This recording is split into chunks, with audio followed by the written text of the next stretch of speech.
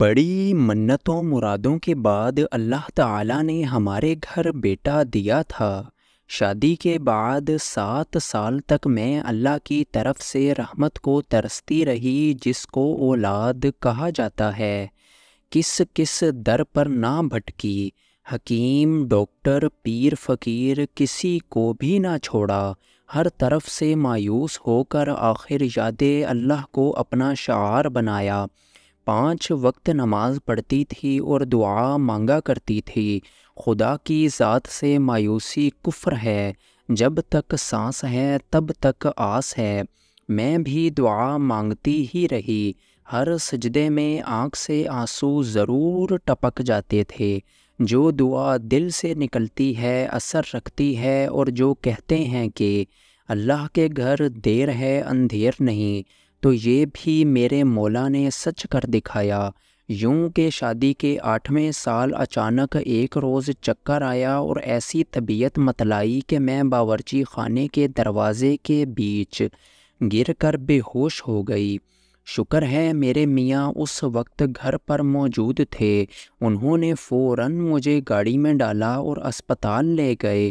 خود ان کے ہاتھ پاؤں پھول گئے تھے کہ نہ جانے میری بیوی کو کیا ہو گیا ہے۔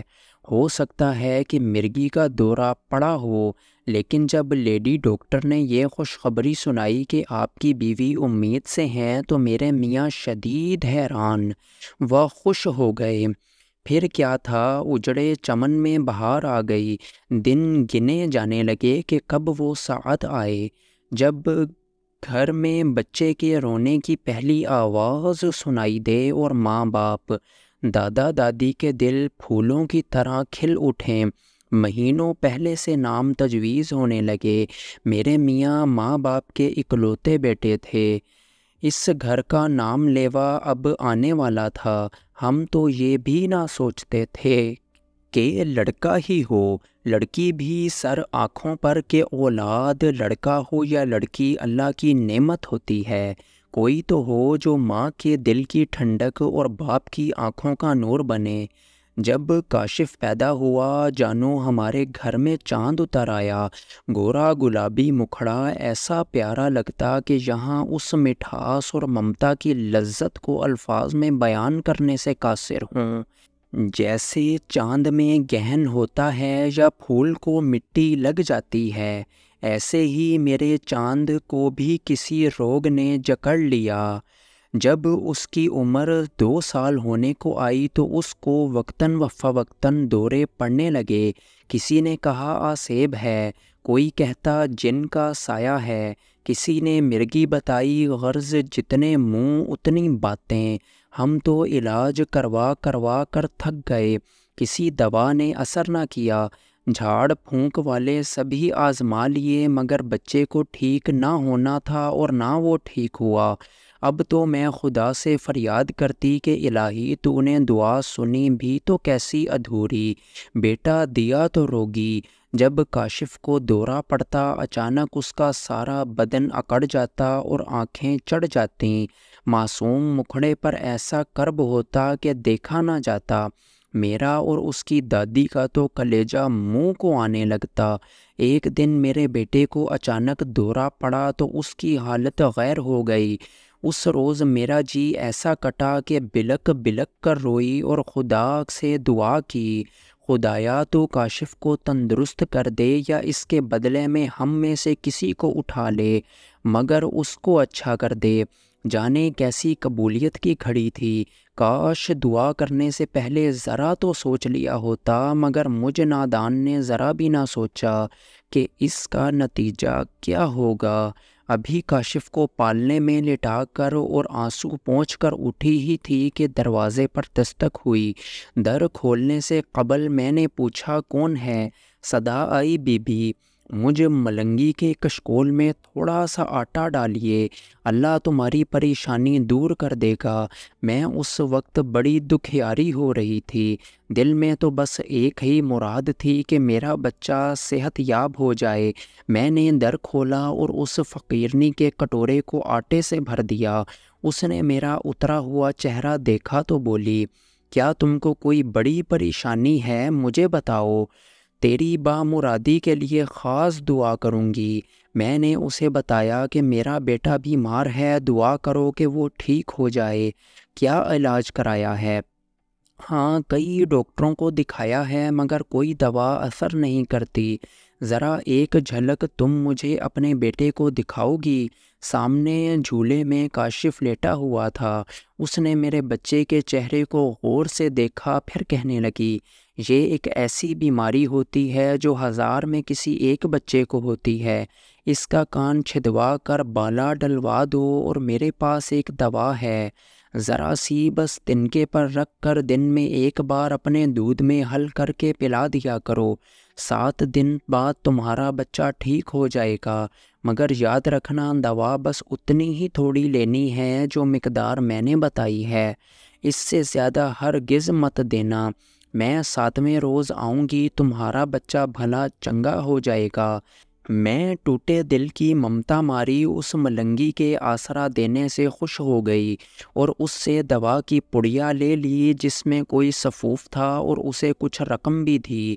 کہا کہ اگر بچہ تندرست ہو گیا تو انعام بھی دوں گی۔ میں سمجھی کہ میرے گھر اس وقت فقیرنی نہیں، کوئی رحمت کا فرشتہ آ گیا ہے۔ بس پھر کیا تھا، جاتے ہوئے اس کو کھانا بھی دیا کہ گھر جا کر کھا لینا۔